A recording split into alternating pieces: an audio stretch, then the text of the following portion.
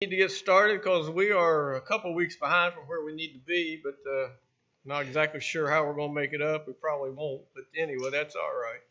Uh, we're on lesson 8, the very end of it. We didn't talk anything about question number 21, which is regarding the role of women in the worship assembly. So we want to talk on that for just a few minutes this evening, and then we'll jump into number 9. And I doubt that we get into number 9 because I'm going to veer down a couple of different paths, of course, again. And it's some things that I think we need to talk about, and you'll see what I'm talking about when we get to that point. But anyway, we're going to start with number 21 of lesson 8, and then, like I say, we'll go into to lesson 9. But Bill, I'm sorry. He was yawning, but would you say prayer for us, please? Heavenly Father, we again come before you this evening and so blessed to be together as Christians once again. And you have caused us to be here to study the Word, help us to learn about the church, continue to learn about the church, better understanding. Be with Kevin as he teaches us. Help us all to learn, to discuss, and to participate this evening. In Christ's name we pray. The role of women in the assembly in today's world, as most of you know, it is a popular subject, but it isn't a popular subject, only because the feminist movement that's started back in the 60s has just kept growing speed and growing momentum, and has taken us down a whole nother road, I guess you could say, that probably most of us didn't see us going down. Unfortunately, in my opinion, and your opinion may differ, I think the road that the feminist movement has taken us down has definitely been the wrong road and hasn't made anything better, and I think it has made things a whole lot worse. But that's just me. Anyway, question 21, what does the Bible teach regarding the role of women in the worship assembly? Now, we need to keep this in the context. In the worship assembly, what does the Bible teach? What? To keep silent. Okay? Being subjective. Don't assert their authority. That word. Yep. Okay. 1 Timothy 2, verse 8 and also verse 12, I desire therefore that men pray everywhere. Verse 12, and I do not permit a woman to teach or to have authority over a man, but to be in silence. And then Galatians 1, verse 9, as we have said before, so now I say again, if anyone preaches any other gospel to you than what you have received, let him be accursed. So if you change this, let him be accursed. Now, so does that mean that women are inferior to men? Any less equal? No. Nowhere in the Bible does that ever mentioned. Yeah. Matter of fact, what does Paul say in Galatians 3:28? There's neither what? Jew nor Greek, bond or free, or what? Male or female. We're all equal. In our salvation, in the grace that God has given to all of us, is brought to the world through Jesus dying on the cross and his resurrection, we're all equal in this salvation. The only place that we're not equal is when we come into our what we call corporate worship. Right now, we're not in a corporate worship. We're in a Bible study. So the women are more than welcome to speak up and answer questions, ask questions. But in our corporate worship, God has instructed men to take the lead. What basis is there for that? Where do we go to arrive at that conclusion? Genesis. Exactly. Where in Genesis? No, I don't mean the verse, but at what point in Genesis would you? Yeah, Adam was created first, and then woman was made from Adam as a helpmeet to be there beside him. Man, God gave man the responsibility of a house, of the household, taking care of the family, providing for the family, defending the family. A husband is told to give his life for his wife. And treat her like Christ treated the church. He was willing, he died for the church. So you should be a husband should be willing to die for his wife, if that's what it takes. So, if you look at it from the standpoint, everybody has a role to play, and every role is honorable if you're doing that role. No matter what the role is, it's honorable to do that role. Exactly.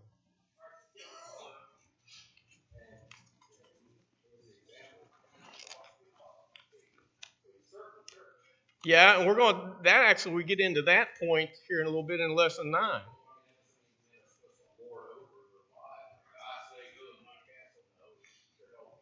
Exactly. There's a whole article, and I would encourage you to go out onto Apologetics Press. There's a whole article about male and female roles, and it's lengthy, quite lengthy, and we don't have time to go through a lot of the different things that he talks about. I thought one thing was interesting that he brings up. There was a poem written in 1865 by William Ross Wallace, and it talks about the hand that rocks the cradle rules the world, meaning that women, as they run their household and raise the children, ultimately rule the world. But the point is made, he says, sadly for America, feminism has overturned the rocker, thrown the baby out with the bathwater, punched dad in the face, and stomped away from the house in a huff. I thought, yeah, that pretty well sums up the movement that we see going on. Let me find one more thing I wanted to point out. It was Eve that took the initiative when Satan approached her. She took the initiative to have the conversation, I guess, with him. Ultimately, she took his bait, I guess, if you want to say it loosely. But when she took that initiative, she took away from Adam his role, so to speak. He was no longer, he relinquished his role as being the leader of the household. And so when we see that happen in Genesis, then all of a sudden you see then how sin overtakes that situation, how sin comes into play. This goes on to say, when men or women fail to confine themselves to the created function, but instead tamper with and act in violation of divinely intended roles, spiritual vulnerability to sin naturally follows. That's exactly what took place with Adam and Eve. She stepped out of her role, and so here comes sin into the whole world. It's stated that at some point you have women leading the assembly. The men would argue they're not usurping it according to the gave of that authority.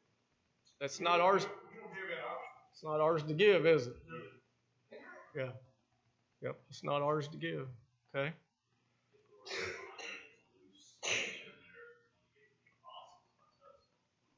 Yeah. Okay. Any other thoughts on the roles of women? Women never feel that you're inferior to us. Matter of fact, in so many ways, you're superior to us.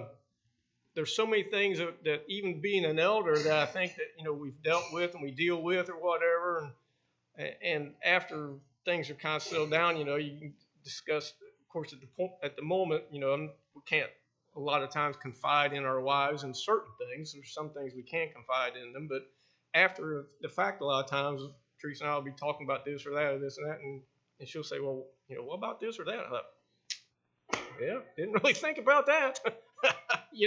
So in a lot of ways, so many more ways, you guys are, I think, heads and tails above us in so many different things. You see things from a different perspective than what we see things.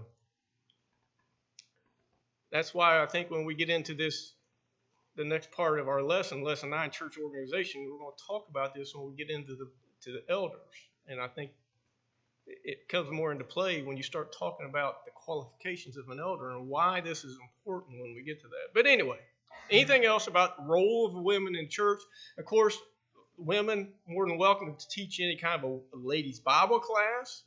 problem that we have is, of course, and we've ran into this even here. Some ladies are teaching some of the children classes, and we've had some young men that have been baptized at 12, 13 years old. When that young man is now baptized, that lady can no longer teach that. It's kind of a gray area there, but I think for safety's sake and to make sure we're where we need to be, we've made the decision that not to have a woman teach where that young man is now a Christian, just to make, even though she's older and he's still a youth, don't want to get in that gray area where she could be viewed as, or I can't say the word, it's not working tonight. We don't want that to be an issue. So, absolutely, yeah.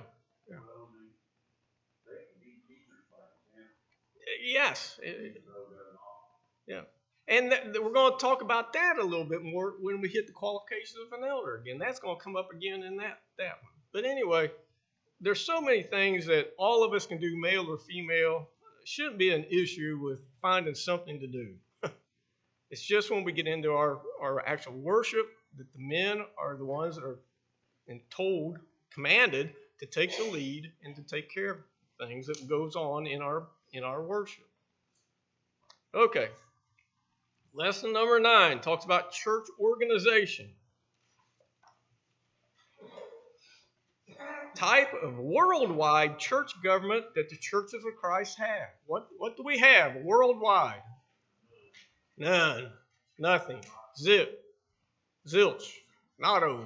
Zero. Whatever the terminology is. None. Now what? Oh, okay. I wasn't sure if you were talking about where we just left or where we are now. Okay. Yeah. Yes. Worldwide. Worldwide individuality. Yeah. Of course, with our country, we have the U.S. government. We have a president. We have senators, congressmen, all that. We have a governor in the state and things that fall under that. We have a mayor of the city or a town council. There's all kinds of government leadership things that go on in our world. The church also has a leadership role that God has set up, and it's elders within that local body. And we're going to talk about that as we progress through this. We have men who lead. We'll bring this up here in just a minute. The church is a monarchy with Christ as a head. Of course, we've read this, talked about this numerous times, Colossians 1:18, and he is the head of the body. Speaking of Christ, he is the head of the body, the church. There's no authority for any earthly organization above the eldership of a local congregation. That is it. There's no other step above that other than Christ. Christ is the head over the entire body. God? Well, the Bible, yes.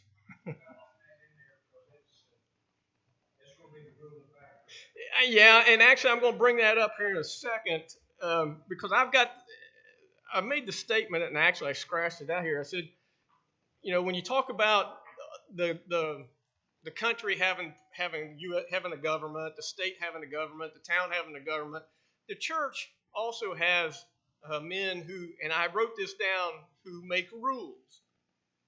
That's not really true. We don't make rules.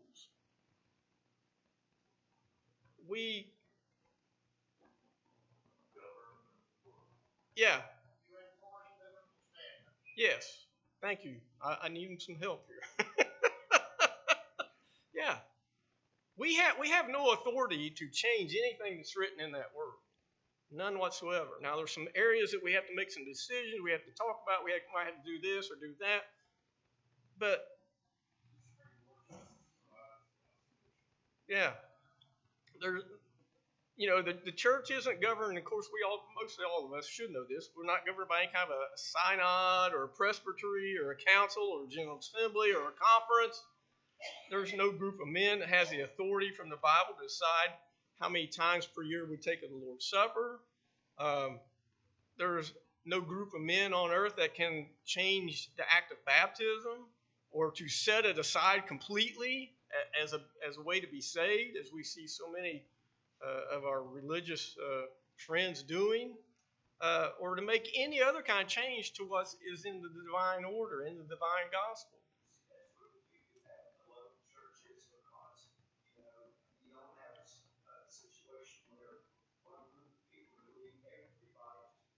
Oh, absolutely.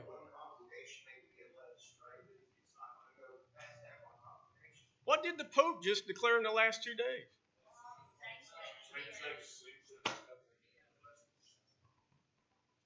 Yeah. Sure. I hope it does. I hope it does. I hope it wakes some people up. Any man who has assumed the authority to change the government of the church, be it the Pope, or the laws given by the apostles, has rebelled against Christ. He is the head of the church, and he has supreme authority over the church.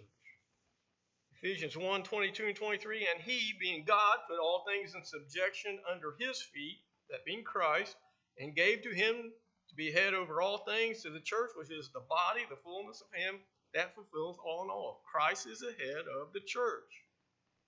Matthew 28, 18, Jesus said, all authority hath been given unto me in heaven and on earth. He has the authority. It's not up to us as individuals, as elders of the congregation, to make changes to it. That's not our position. I'm going to dig into that just a little bit more in a couple more questions.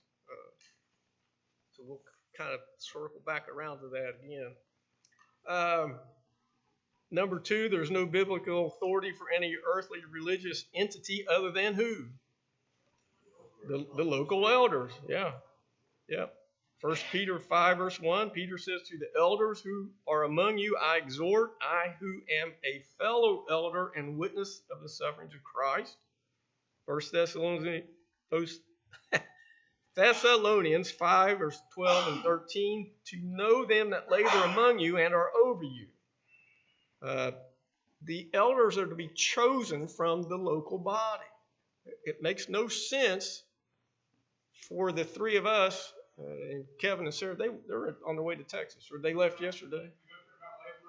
Okay, yeah, they left yesterday anyway. But it makes no sense for the three of us to be over the South Point congregation. Although we might know some of those members, we don't know them.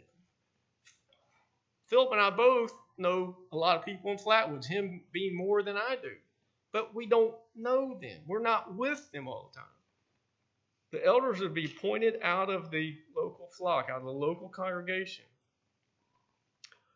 Acts 20, 17 and verse 28 as well. From Miletus he sent to Ephesus and called for the elders of the church. Therefore take heed to yourselves and to all the flock, among which the Holy Spirit has made you overseers, to shepherd the church of God, which he purchased with his own blood. We see these terminologies of the elders' names that we're going to talk about here in just a second. Only the local elders, the elders of the local congregation, that's the only authority that there is. It's also important that it is elders, plural, not elder. Yeah, and we're going to hit on that one again too in just a minute. But yeah, you never see it referred to as just one, and I'm going to circle back around to that one again as well here in just a second. Number 3, we already really talked about this. The local church government is ruled, and I still don't like that ruled, but is ruled by who? By the elders. It's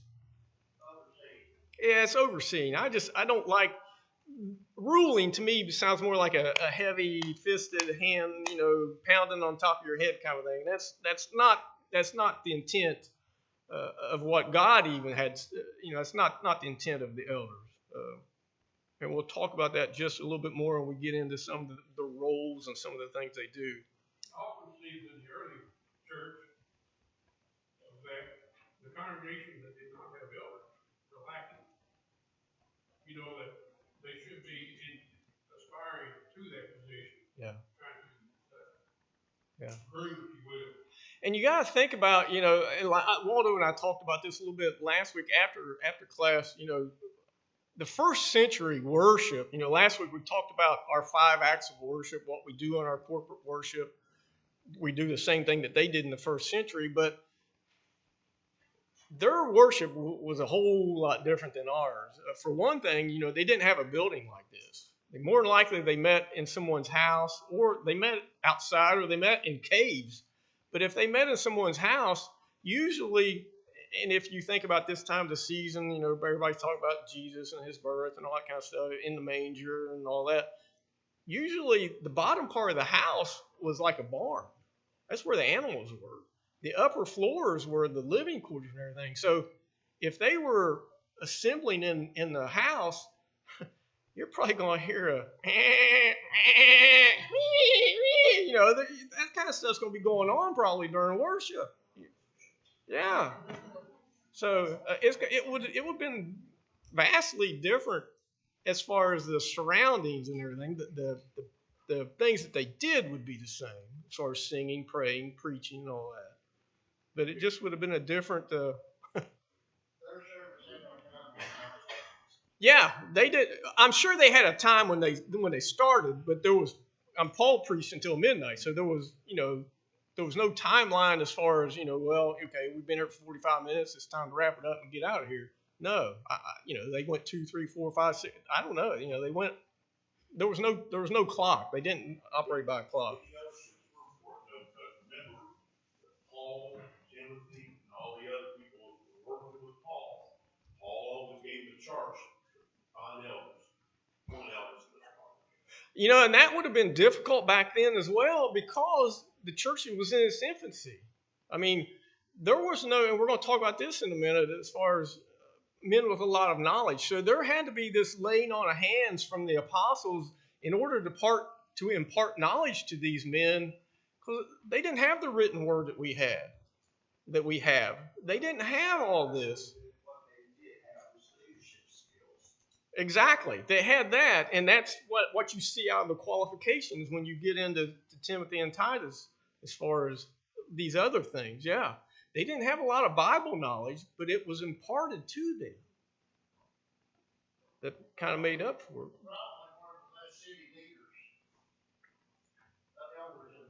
Yeah. Yep.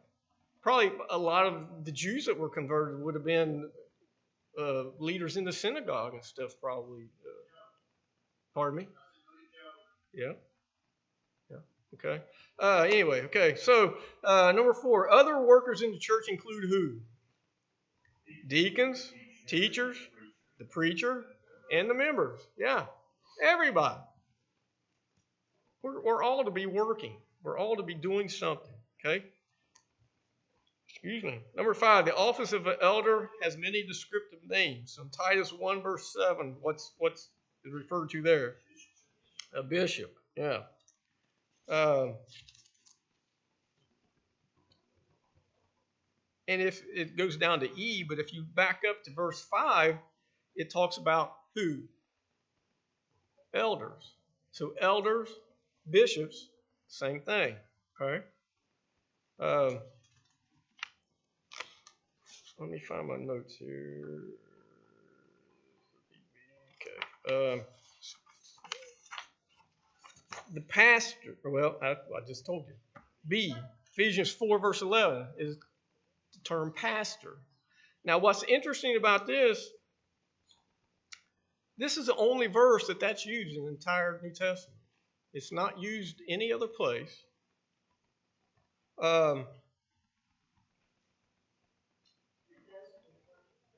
And it does not refer to the preacher. Actually, if you look at the definition, it's from a Latin noun, which means shepherd, as it relates to the role of an elder in the New Testament church.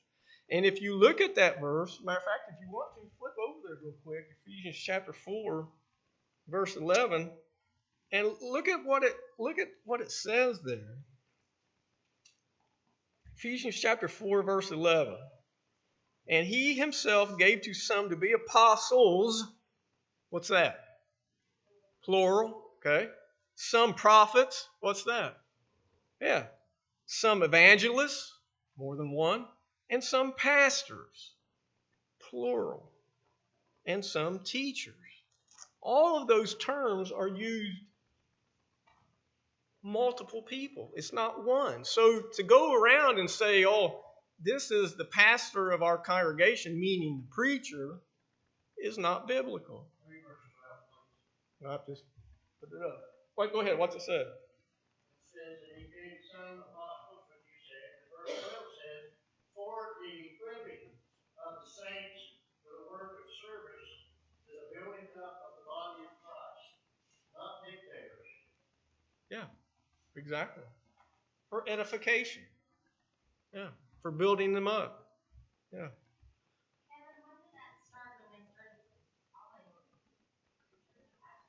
I don't know when it would actually start. I mean, I know it was a practice back in the 1700s, but how far back prior to that, I don't know. Denomination world. Yeah. Whenever the denomination started. Yeah. Because the early, when the Catholicism, it was all bishops. Right. Even then, there were no pastors. Yeah. So I would think, you have some denominations coming in the 1500s, the Methodists, Presbyterians, and things like that. So I would think it probably would date. I wonder if it came around when they translated the New King James Version and put the word pastor in there instead of shepherd. Possibly even at that. Yeah. Yeah. I don't know.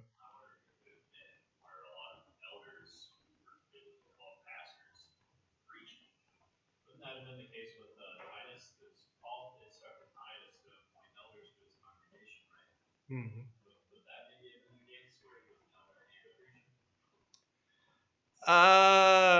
Now who you're saying was an elder? Titus, because he appointed the elders, so I don't know that Titus was an elder. I'm not sure. It doesn't say. I don't recall seeing anything for Titus. Now he did go around and they did appoint, but I don't know that Titus was one himself. I don't know, Jake.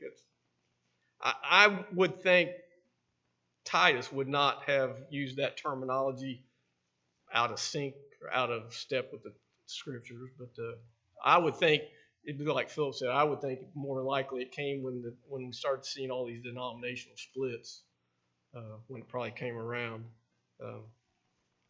Anyway, interesting that term is only one time in the New Testament, Ephesians chapter 4, verse 11, and it's used in a plural sense, not a single man kind of a deal like we see being used today. Anyway, Acts 20 and verse 28, what's talked about in there? The overseers, okay? That's what the elders are doing. And again, plural. 1 Timothy 4:14 talks about what?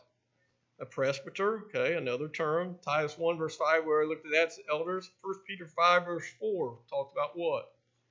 The shepherds, okay. All right. All of these, it's always more than one. There's never just one. Acts 14:23, on their way back from the first missionary journey, Paul and Barnabas appointed elders in every church.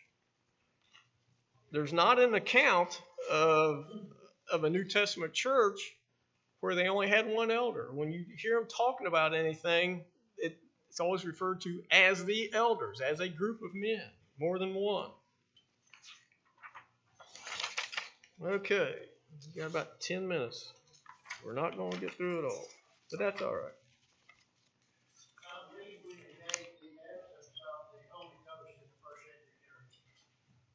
I do what? Yeah.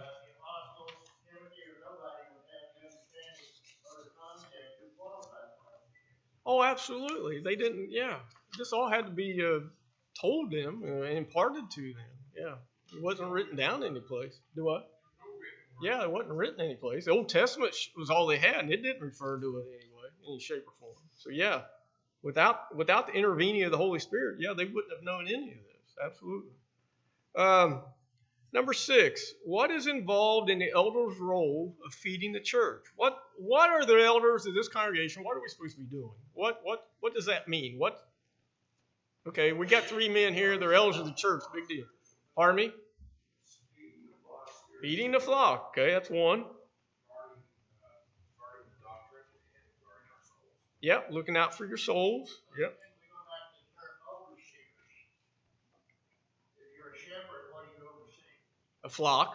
You see the young flock, you see the feeding of the flock, you see Defending the flock. Yeah, yeah. All these things. Acts 20 and 28, the elders are told to take heed unto themselves and all the flock. That same verse tells them to feed the church of the Lord. Acts 20 and 35, to help the weak of the congregation, those that are spiritually weak.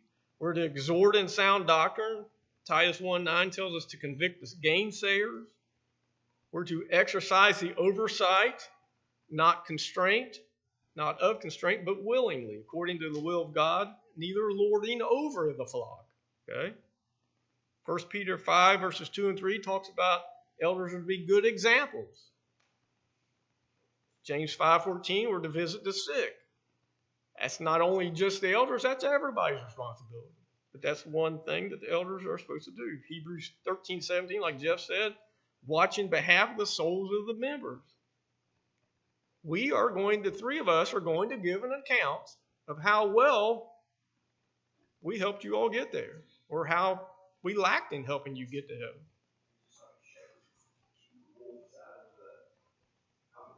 Yeah, we're going to give an account for that. How well did we do that? Sure. Probably most elders spend a lot of their time leasing opinions. Yeah. You know, you don't set laws. We don't set laws. But police opinions. Yeah. I'm going, if we get to it this evening, we'll talk about that a little bit. Did you listen to Tom Miller? Okay, yeah. I shared it with everybody I'm friends with on Facebook. Tom Miller had a really good question and answer thing just Monday or maybe yesterday about the elders. And if you have a minute, go out and listen to that. We'll hit it here in just a second, but very, very good thoughts that he had on that. Well, we'll just deal with it now. He said that elders deal in matters of opinion, just like Philip said. We don't make decisions concerning the doctrine. That's not our authority to make any changes to the doctrine, to the gospel.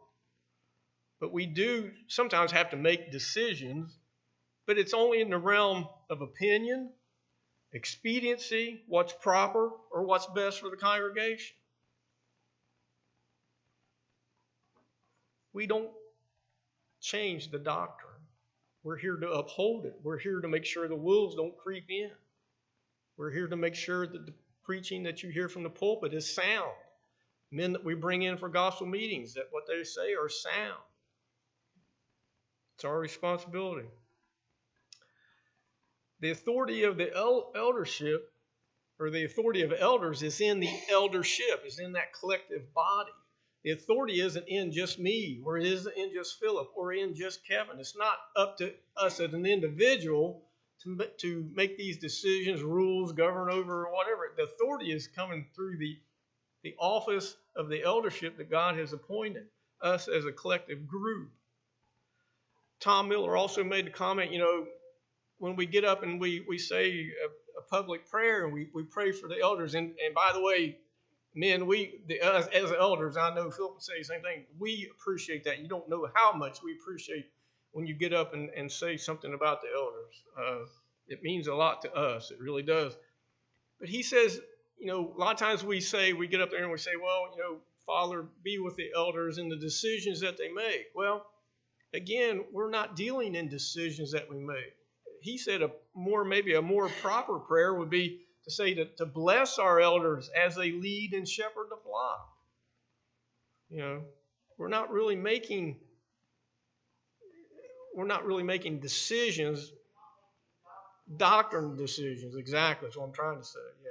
Of course, there are decisions that we have to make, but not doctrine decisions. Absolutely. Absolutely. Yeah. Yeah. Yeah. And we get into that. I don't think we're not going to hit that tonight, but we get into that in a little bit as well.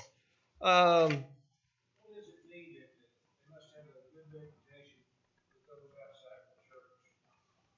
Well, we're going to talk about that in just a little bit, Doc. Again, I don't think we're going to get to that this evening, but because I'm going to go down through that whole list that we're given in Timothy and Titus, and we're going to talk about several of them specifically, and that's one that I had highlighted. So I'm going to defer until we get to that point. Number 7, we got about 4 minutes, 5 minutes. Number of elders we've already talked about are how many? More than one. Why do you think God did that? Because he knows what he's doing. Yeah. Yeah, there's no head elder. There's no lead person. There's no pastor, as we see in so many religious bodies today.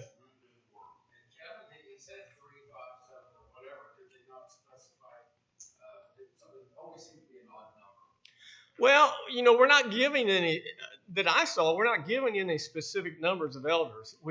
It says elders, so it has to be at least more. It has to be at least 2.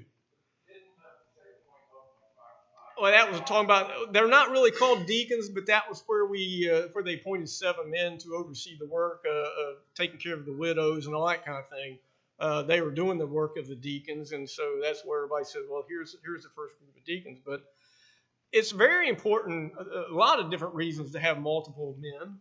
2, like we said, that way there's no dictatorship kind of thing going on. There's no one person lording over the whole bit. But the problem that it's important for you all to discuss things and look at different opinions. I mean, we can have something, there's 3 or 4 different ways you can go. You can put that together, come up with a consensus between the 3. Well, just like a husband and a wife, you're sitting down talking about doing this or doing that, or buying a car, buying a house, or whatever it is. The 2 of you, as you discuss it, like you said, you've got different opinions. You see things differently, and so it's important for an eldership to be the same way. I see things different than he's going to see things in him, and vice versa. But we got to be careful. Because we have seen this, a lot of congregations aren't really big, and so they're lucky to have 2 elders, period. What happens if one of those elders all of a sudden has a heart attack and dies? You have no eldership. Well, some don't anyway, but I'm saying if there is a and they're all supposed to. I mean, I know of a congregation out in the Panhandle that hadn't had elders for 20, 30 plus years and just all of a sudden did it. That's not God's intent. I know 3 congregations in North West Virginia that had no elders and they've been in existence for 100 years. I know. That's not the way God wanted it. That was not his plan. But anyway, well, that's the other problem. You got to desire it. But it's important to have a multiple of elders. Multiple elders. 2 is great if you got 2, but 2 is going to give you a problem if something happens to one all of a sudden. Physically cannot do it. That passes away, whatever. And I think you're saying that unqualified elders are worse than having no elders. Well, that too, and that's part we're going to get to it next week about the qualifications. But just appointing people just so that you've got elders or even deacons, just appointing people just so that you've got. That's not no. You're better off, as Sid said, not to have any of them. Not that that's the way God wants, but until you get them qualified in the whole bit, you're better off with none.